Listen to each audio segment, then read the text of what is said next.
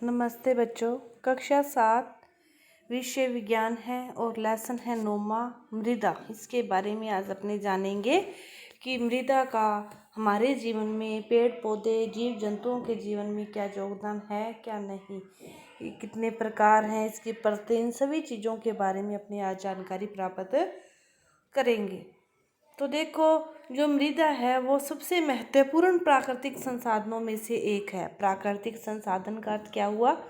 जो चीज़ें हमें प्रकृति ने प्रदान करवाई है उनमें से एक है। तो मिट्टी भी तो हमें प्रकृति ने ही प्रदान करवाई है। तो प्रकृति से प्रदान किए गए साधन कौन से साधन कहलाते हैं? प्राकृतिक संसाधन। और ये एक महत्वपूर्ण प्राकृतिक संसाधन है, क्योंकि मृदा के बिना पेड़ पौधों का जो जीवन है वो संभव नहीं है। उनको अपनी खनिज लवणों की, पानी की, अन्य बहुत जरूरी चीज़ों की खुद वृद्धि के लिए भी उन्हें मिट्टी की ही आवश्यकता रहती है। यह क्या करती है? पादपों की जड़ों को दृढ़ता से थामे रखती है। कि जो पेड़ पौधे हैं, जितनी वृद्धि वो ऊपर करते हैं, उसका मेन जो है वो उनकी जड़ के कारण ही होता है। तो उनकी जड़ कहाँ रहती है? मिट्टी में रहती है, हमेशा ज़मीन में रहती है। तो यह पादपों की जड़ों को दृढ़ता से थामे रखता है, उन्हें जल और पोषक तत्वों की आपूर्ति करके उनकी वृद्धि में सहायता करती है। आपूर्ति करके फिर उनको पोषक तत्व और जल, ये सारी चीज़ें पेड़ पौधों को कहाँ से मिलती है? मिट्टी के अंदर से ही मिलती है। वहीं से इनको अवशोषण करते हैं, इनको ग्रहण करती हैं। तो यह अनेक जीवों का आवास है। मिट्टी के अंदर बहुत सारे जीव जंतु रहते हैं। आवास का अर्थ हो गया उनका घर है। बहुत सारे जो जीव जंतु हैं वो किसके अंदर रहते हैं? मिट्टी के अंदर ही रहते हैं। कृषि के लिए भी मृदा अनिवार्य है। कृषि हम सभी को भोजन, कपड़ा, आश्रय प्रदान करती है।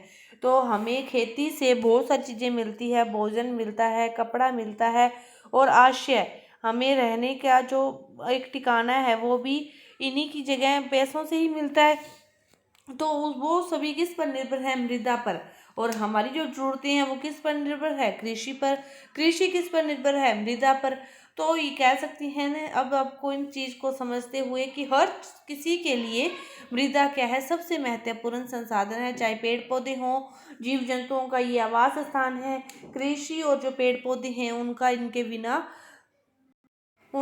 बिना संभव नहीं है। उनकी वृद्धि संभव नहीं है, उनका गुजारा संभव नहीं है। तो मृदा क्या है? हमारे जीवन का अभिन्न भाग है। पहली वर्षा के बाद मृदा की सौंधी गंध जो स्मेल आती है वो क्या लेती है? हमारे मन को, हमारी सदैव ताजगी को वो क्या करती है? बा लेती है। इसके बाद देखो, मृदा जीवन से भरपूर है। मृदा जीवन से भरपूर है। वर्षा ऋतु में एक दिन पहली और बूझों ने क्या किया? मृदा में से एक केंचुए को बाहर आते देखा। तो पहली ने सोचा कि क्या मिट्टी के अंदर और भी जीव रहते हैं? तो हाँ, मिट्टी के अंदर और भी बहुत सारे जीव जंतु छोटे छोटे रहते हैं। कई जीव जंतु इतने छोटे हैं कि उनको अपने नग्न आंखों से देख नहीं सकते। क्रियाकलाप देखो 9.1 क्या दे रखा है कि आप विभिन्न स्थानों की मिट्टी का अलग अलग नमूने क्या करो, इकट्ठे कर लो, फिर उनको ध्यानपूर्वक देखो। आप उनको लेंस की सहायता से भी देखो, क्योंकि कुछ जीव जंतु होते हैं, बहुत छोटे होते हैं, जिनको हम नग्न आंखों से नहीं देख सकते। तो उनको अपने उस आवर्धक लेंस की सहायता से देख सकते हैं कि किसी जगह की मृदा में, किसी जगह की मिट्टी में कितने जीव जंतु पाए जाते हैं। तो उनकी अपनी सूची बना सकते हैं। तो 9.1 में देखो, आपको क्रियाकलाप दे रखा है। उसी क्रियाकलाप में आपको दे रखा है कि आप किसी जगह के बगीचे की मृदा ली, उसमें पादप क्या हैं, घास और अन्य कौन से पादप हैं। आपने जंतु देखे तो उसमें कौन कौन से जंतु पाए जाते हैं चींटी के अलावा, और उसमें कोई अन्य जो चीजें देखी वो लिखो। इसके बाद सड़क किनारे की मृदा ली, वहाँ के पादप देखो, उसमें जंतु देखो। इसी प्रकार और किसी स्थान की मिट्टी लेकर वहाँ के आप जीव जंतु और पादप देखो कि उस जगह कौन से हैं। तो इस प्रकार इस सारणी को आप पूरा कर सकते हो। इसके बाद देखो क्या दे रखा है कि जो पॉलीथीन की थैलियाँ हैं और प्लास्टिक है वो मृदा को क्या करते हैं? प्रदूषित करते हैं, क्योंकि ये पॉलीथीन की थैलियाँ और जो प्लास्टिक है ये अपघटित नहीं होते, और यह हमारे जो वायु प्रदूषण है उसमें भी ये बढ़ावा देते हैं। तो ये मृदा में रहने वाले जीवों को भी हानि पहुंचाते हैं, उनको भी हानि पहुंचाते हैं, और हमारे पर्यावरण प्रदूषण में भी ये सहायक हैं।